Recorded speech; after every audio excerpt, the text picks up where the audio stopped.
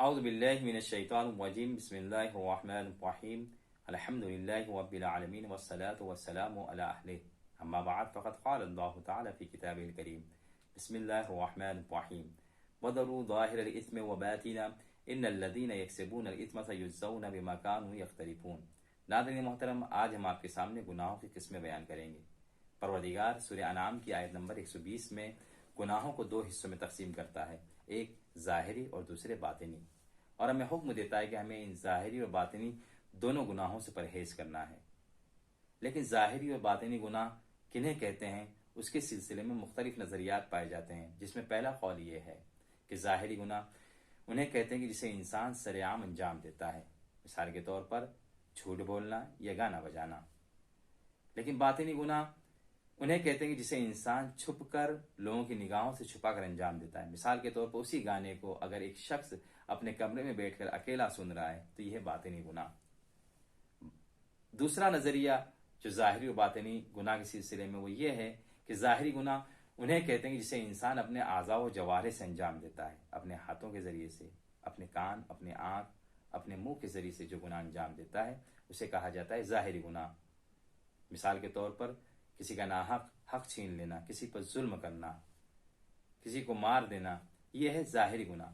लेकिन बातिनी गुनाह क्या है? बातिनी गुनाह यह है कि जिसका ताल्लुक इंसान के वजूद से होता है, इंसान के कल्ब से होता है, और अगर ये गुनाह इंसान अंजाम देता है तो इससे बचना और भी बड़ा सख्त है, क्योंकि इसका इलाज भी बहुत मुश्किल मरहला है।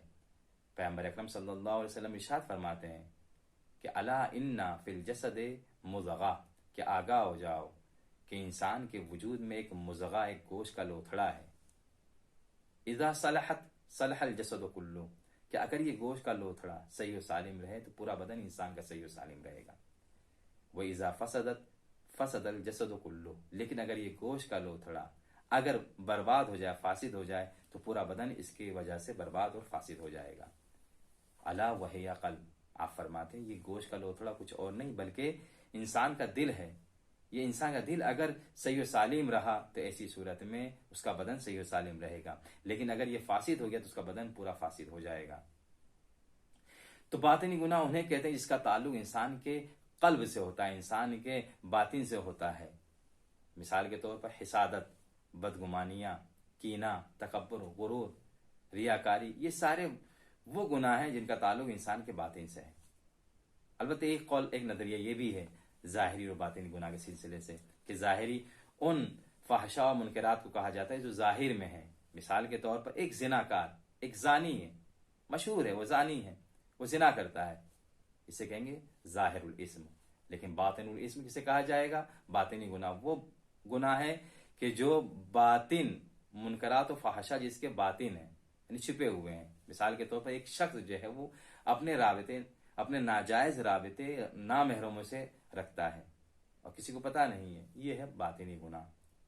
परवरदिगार ने हमें इस आयत में दोनों गुनाहों से परहेज करने के लिए कहा, उससे इज्तनाब करने के लिए कहा कि हमें इसे अंजाम ना दें।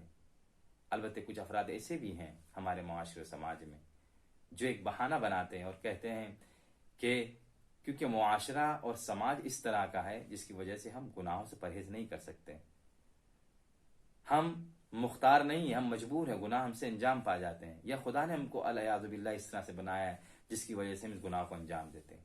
जबकि ये बात बिल्कुल गलत है और बिल्कुल गलत नजरिया है। कुरान की यही आयत का अगला हिस्सा जो है, अगला जुज़ है, वो इस साफ साफ ऐलान कर रहा है कि इन्नल लज़ीना यक्सिबूनल इस्मा, कि बेशक वो लोग जो गुनाहों को अंजाम देते हैं। इस आयत से साफ साफ वाज़ेह है कि इंसान के लिए गुनाह जो है, जो अंजाम देता है वो इख्तियारी है, यानी इंसान खुद मुख्तार होकर गुनाहों को अंजाम देता है। परवरदिगार ने उसे मजबूर नहीं कर रखा है, इंसान को साहिब इख्तियार बनाया, जिसकी वजह से वो या गुनाह करे या गुनाह ना करे। ये तो वही मिसाल हो गई कि जिसे मौलवी ने अपने अशार में इस तरह से नकल किया है कि एक शख्स किसी फलदार दरख्त के ऊपर बैठकर उसके फल खा रहा था। जब उस दरख्त का मालिक वहां पर आया और उससे कहा कि तुम ये क्या कर रहे हो, तुम्हारे लिए जायज नहीं है, ये हराम है, ये मेरा दरख्त है, तुम क्यों इसे अंजाम दे रहे हो, क्यों इस फेल को अंजाम दे रहे हो? तो वो जवाब देता है कि ये तो परवरदिगार मुझसे खिला रहा है, परवरदिगार की वजह से मैं खा रहा हूं, मैं मजबूर हूं।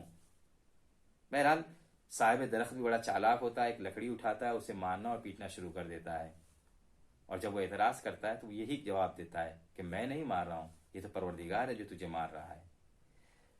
तो खुलासा ये कि परवरदिगार ने इस आयत में ये साफ साफ ऐलान भी कर दिया उन लोगों के लिए कि जो ये बहाना बनाते हैं या जाने या अनजाने में मकतब जब्र के सपोर्ट में रहते हैं कि हम मजबूर हैं, ऐसे माशरे और समाज में रहते हैं जिसकी वजह से गुनाह करते हैं। परवरदिगार ने इस आयत में साफ ऐलान कर दिया कि इन्नल्लज़ीना यक्सिबून अल इस्म, कि बेशक वो लोग जो गुनाहों को खुद अंजाम देते हैं उनके इख्तियार में है, यानी परवरदिगार ने मजबूर नहीं कर रखा है।